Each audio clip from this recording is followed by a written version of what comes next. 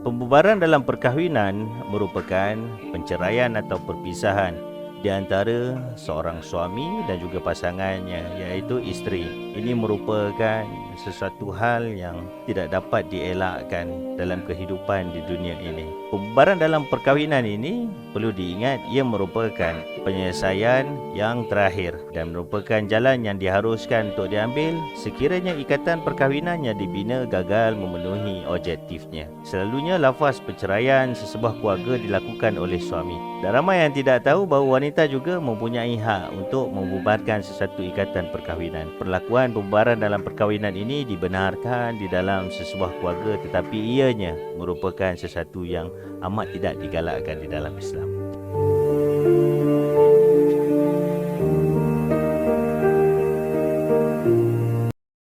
Bismillahirrahmanirrahim. Assalamualaikum warahmatullahi ta'ala wabarakatuh. Jadi, dalam video kali ini kita akan membincangkan tentang beberapa perkara, iaitu talak, rujuk dan juga iddah secara ringkas dan padat untuk rujukan kita semua.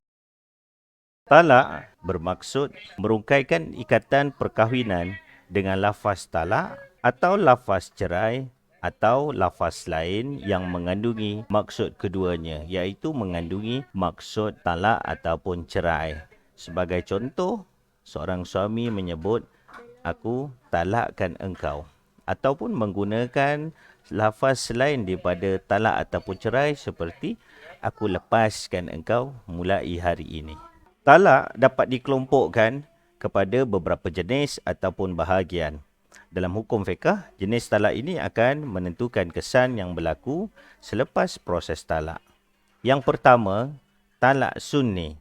Talak sunni ialah talak yang bersesuaian dengan peraturan syarak, iaitu talak satu ataupun talak dua ketika isterinya sedang suci daripada haid, nifas dan tidak disetubuhi sewaktu sucinya dan tidak mengandung. Lawan kepada talak sunni ialah talak bid'i, iaitu talak yang menyalahi peraturan dan hukum syarak, iaitu isteri diceraikan dalam keadaan haid ataupun nifas, ataupun isteri dalam keadaan suci tetapi telah disetubuhinya, ataupun isteri diberi talak 3 sekaligus ataupun serentak. Dan yang keempat, isteri diceraikan dalam keadaan sedang hamil. Hukum talak bid'i adalah sah, talak tersebut jatuh tapi dihukumkan haram.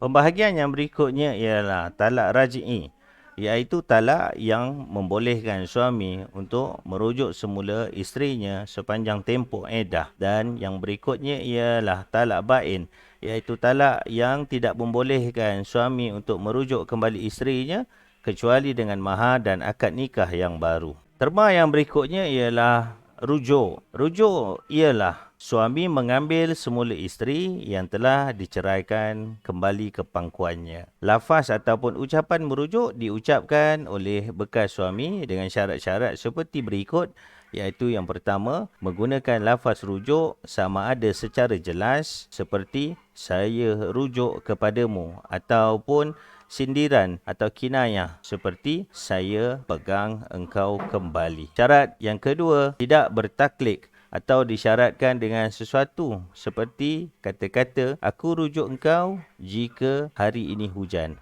Dan syarat yang ketiga, tidak ditentukan dengan batasan masa. Terma yang berikutnya ialah iddah. Iddah ialah tempoh masa larangan berkahwin yang wajib dipatuhi oleh isteri selepas berpisah dengan suami. Iddah merupakan suatu tempoh masa yang ditetapkan oleh Allah SWT terhadap wanita yang telah diceraikan, sama ada kerana bercerai hidup ataupun bercerai mati. Yang mana tujuan utamanya adalah bagi membersihkan rahim isteri daripada sebarang benih suami yang terdahulu. Juga sebagai menzahirkan rasa sedih atas kematian suami tercinta, serta suatu tempoh masa untuk mengabdikan seluruh jiwa raga kepada Allah SWT.